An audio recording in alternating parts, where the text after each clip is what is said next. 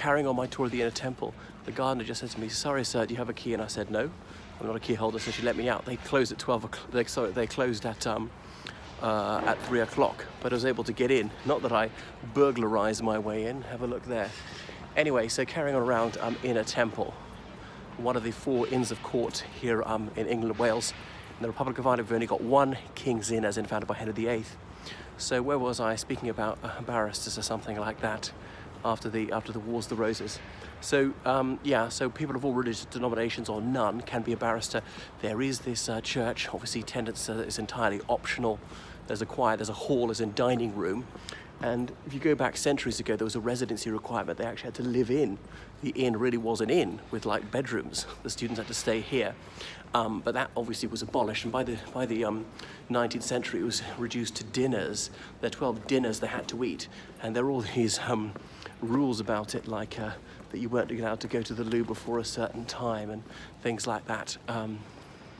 Unless there's some sort of medical emergency. And that was that. Now, when 2 barristers meet, they do not shake hands. Shake hands with anybody else, with you or I, but they wouldn't shake hands with each other.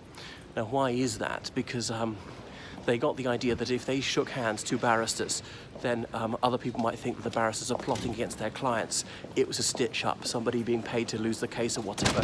So barristers will greet each other, but they will not shake each other's hands. Just like members of Parliament do not shake each other's hands. A member of Parliament would shake your hand or mine, but not someone else's, because the idea is they're all called the Honourable Member.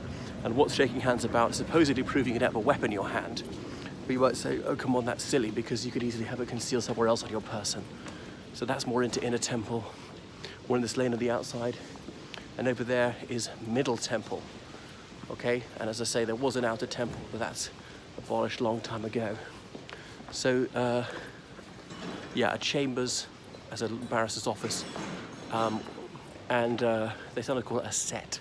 Set and chambers, the 2 words are used interchangeably.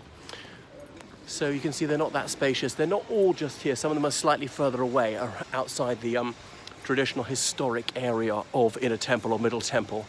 But they'll all be within a mile of here, unless of course they're outside London, because they got Inns of Courts in, say, Manchester, Birmingham, Exeter and so forth. Obviously most of the money is here, but it's harder to get into a chamber, so career structure is difficult. Have to be, first of all, have a degree. Only since the 60s you're required to have a degree. Now prior to that, most of them did have degrees, but then it actually became compulsory. And it doesn't have to be a law degree. If you have a law degree, you can do the bar professional training course. It takes 1 year. If you don't have a law degree, do a law conversion course, which could make you a solicitor or barrister. Having done that law conversion course, then do the bar professional training course. And then the real hurdle is trying to get a pupillage, which is to be an assistant for someone who's already an established member of the profession. He or she is your master. I know master is a male title, but even if the master is a woman, the word is used as master, not mistress. And the pupil will do 6 months with this master and 6 months with another master, and that's that.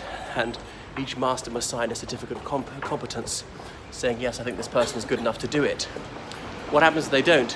Well, you've got to find yourself another pupillage, very tall order. But I spoke to someone who works here, and he said he's never heard of anyone refusing to sign, because these things are so difficult to get.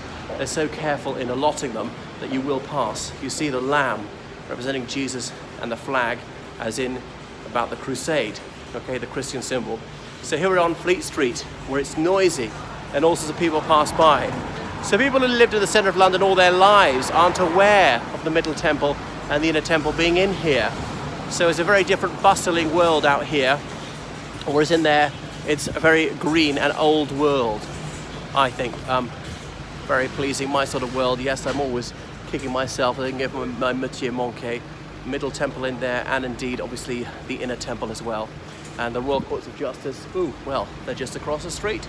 That's a bit of the Royal Courts of Justice, a late 19th century complex of buildings built on a much older site for other courts of law. All right, so I shall switch it off now.